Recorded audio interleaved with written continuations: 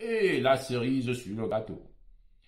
Lorsque vous investissez, si vous avez fait des bons investissements, ce qui vous revient après est très sucré. C'est du sucre, c'est du miel.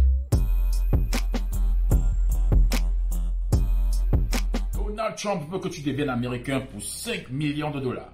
Alors, est-ce que tu penses que 5 millions de dollars, c'est énorme pour devenir américain? Alors, en effet, il y a un programme pour les investisseurs, le EB5. C'est-à-dire que vous investissez de l'argent dans l'économie américaine, vous donnez du travail aux personnes qui après ont du sourire et peuvent aller auprès de leur famille sourire et dire « Oh, j'ai un boulot, je ramène de l'argent ». Alors, vous êtes un acteur très important.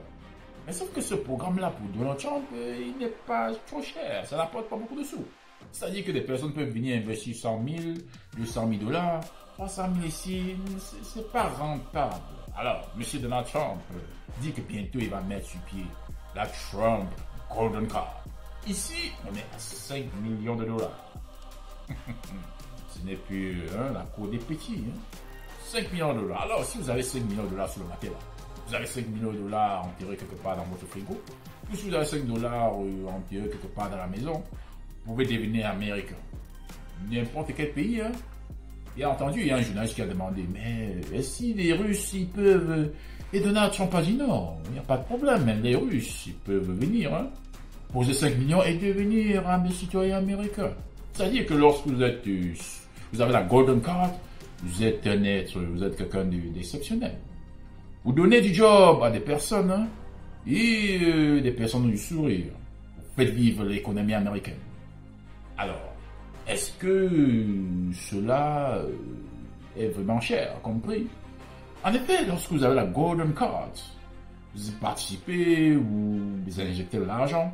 Après, au niveau des taxes, vous payez presque pas de taxes. Aux États-Unis, plus on est riche, plus on investit, et moins on paye en taxes, parce que vous êtes un acteur très important pour l'économie.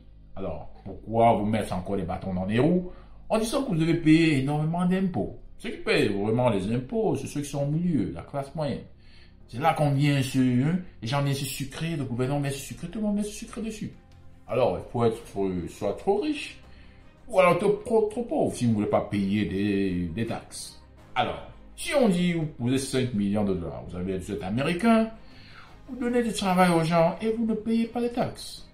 Et la cerise sur le gâteau. Lorsque vous investissez, si vous avez fait des bons investissements, ce qui vous revient après est très sucré. C'est du sucre, c'est du miel.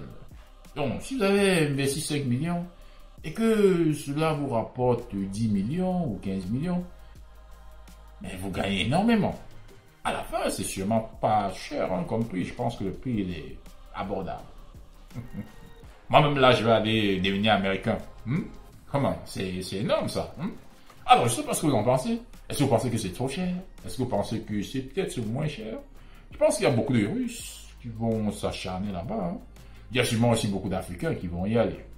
Ou alors des personnes qui ont des milliards sur le matelas, là, ils vont se précipiter. Ou alors ceux qui font du blanchiment d'argent, c'est peut être un moyen également pour eux. Je ne sais pas. Je ne suis pas quelqu'un qui blanchit l'argent. Messieurs et mesdames, qu'est-ce que vous en pensez de cette Trump Golden Card à 5 millions de dollars? C'est cher ou c'est pas cher?